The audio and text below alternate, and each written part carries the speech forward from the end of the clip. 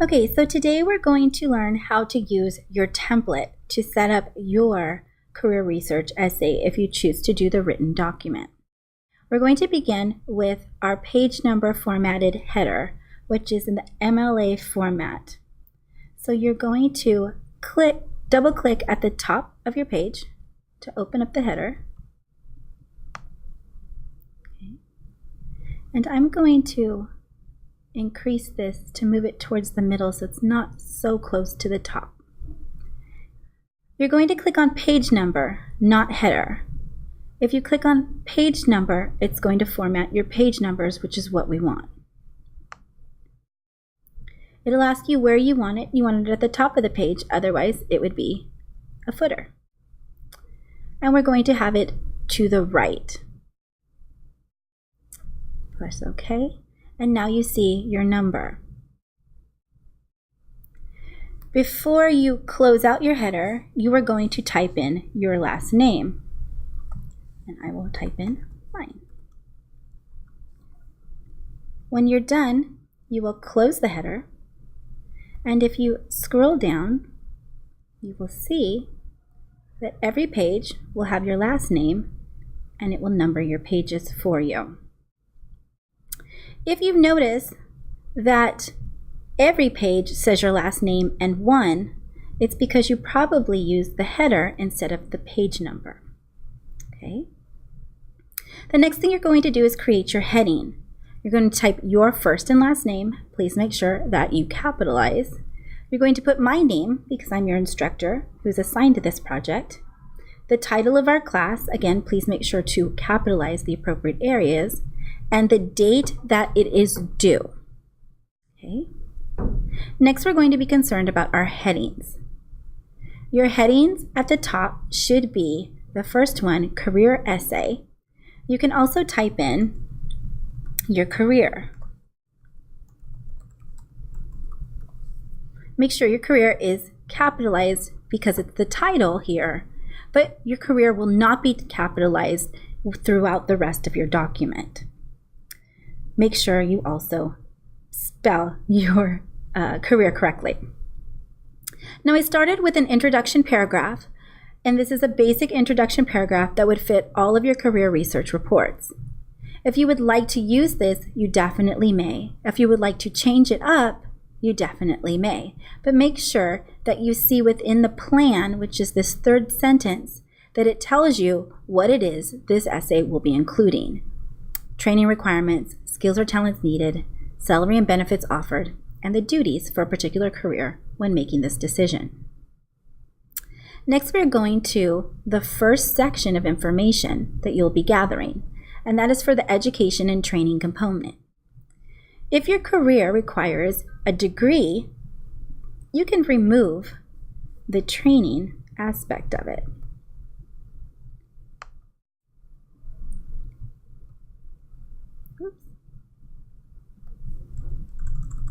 And just have education. If it's education and training, you could put education and training. If it's just training, because it is a job that requires on-the-job training or an apprenticeship, you can just write training there. But please don't leave the slash. Notice that I gave you sentence starters. Most of the time, students struggle with how do I begin? So I try to give you as many sentence starters as I can. Some of them will work with your information, some of them will not. So you need to read it to make sure it's understandable. So we start with there are several different ways to obtain the training and education required to be a cosmetologist. If there are several different ways, you will use this paragraph template. You will give me information about one way is to. So perhaps for a police officer, you may get training in the military. So you could discuss one way to get the training you need is in the military. Law enforcement also has to do the police academy and some college classes. There are some college classes that police officers can take. So this would be the ideal paragraph for the education and training for someone who has the type of training requirements like a police officer. However, there may only be one way to get to your career. For example, being a teacher, you have to get a degree, you have to go through the credential program. So you would want to use this paragraph to begin your education and training section. See where it says or? You will not leave or, so you will delete it. This is for you to know as the template what you will need to do. Okay? Going back up, again, like I said, you will have some sentence starters, some ways to organize your information. It will not always work. So make sure you reread to make sure it makes sense. If you see these bolded areas, this is your direction telling you what you need to include in this section. Okay?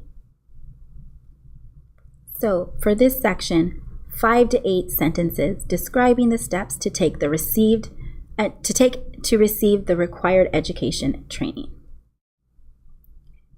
The next section is job skills, talents, and experience. Please make sure you capitalize all of these words except for and. Now, in this section, you will notice that it says, as far as skills and talents, they are what? So in some careers, you may have a lot of different types of requirements that would be varied. So you will use, as far as skills and talents, they are varied. If there are just a lot of different, or there are a lot of talents and skills that you need, but they're not different, you would use numerous. Okay? And in here, you're going to give information about the skills and talents a person needs to do well in this career. Again, I gave you sentence starters, but make sure it fits within the information. Now, many careers you will need experience. Some careers you will not need experience. The training is enough. So this is why I put and or. If you're not sure whether you should include this experience paragraph, see me and I will look through your research and we'll figure it out together. But make sure that if you are doing using the template, that you will do not include this. This is, again, anything in this bold area right here is just for you to know this is what I expect. Earnings and benefits. Oops. In earnings and benefits, what I expect you to do is quote your source here. So you're going to quote a source that you use. Most of you will be using the Bureau of Labor Statistics, so that's a common one to use. You will not use these parentheses, it's just for you to know this is what I expect from you, again. So yours would read, regarding income, comma, the Bureau of Labor Statistics reports a cosmetologist can earn up to $60,000 a year, or whatever the money is. And then you're going to include information about how much money can you make? Does the money go up? Is there advancement within the company that you can have that, again, would increase your salary? This needs to be a second paragraph, so please note that there are 2 paragraphs in this section. It says, in addition to income, benefits are also included with this career. This is the information you put in when they talk about healthcare benefits, medical, vision, dental, retirement plans. They may talk about 401k or stock options. If you're not sure what they are, make sure that you research them and use your notes as a resource, or again, ask me. And I also included perks. Some jobs you might include travel expenses. They might include a company car or a company phone. And you can figure out what that is and they will let you know within your research.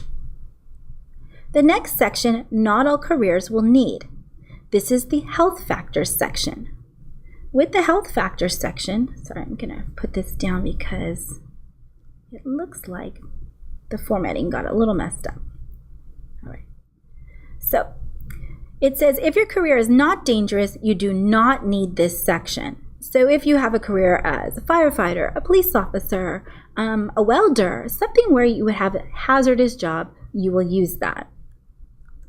Okay, so you're going to look, a nurse would probably have some health and safety factors as well because they're dealing with the public with diseases and things like that. So if you're not sure whether you should include a health factors paragraph, make sure you talk to me and we will figure it out together. This section, employment, is probably the trickiest one for all students. You're going to tell me, is this a growing field to get into? Are there jobs available? Some careers are dying fields. And you may not want to go into that career after you figure out that there really aren't any jobs. You may put a whole lot of money and time into the training, and it is you're not able to find a job. So this section will focus on that. Okay.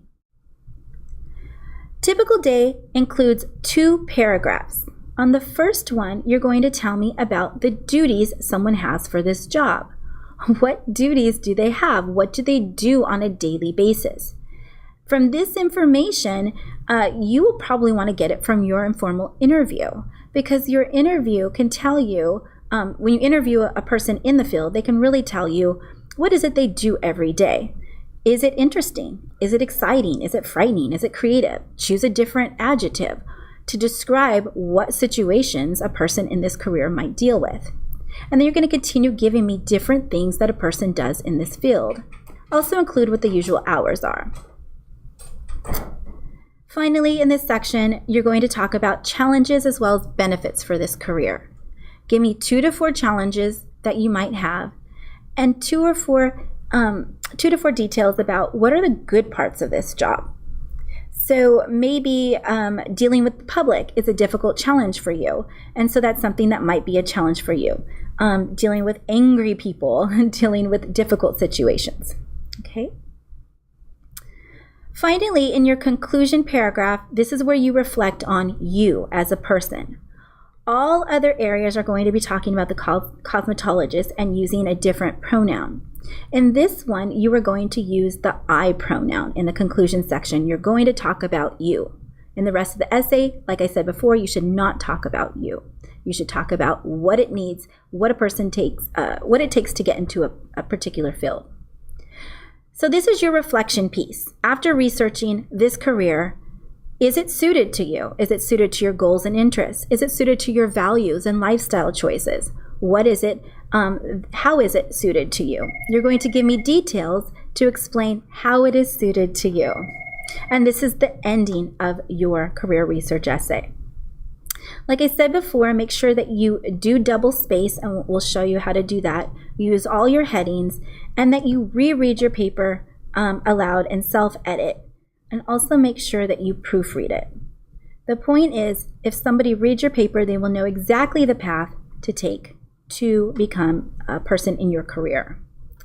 Going back to double spacing, if you're not sure how to do that, at the top of your document, you will see this icon that says line and paragraph spacing, and make sure it is on the 2. That is double spaced, and the entire document should be double spaced.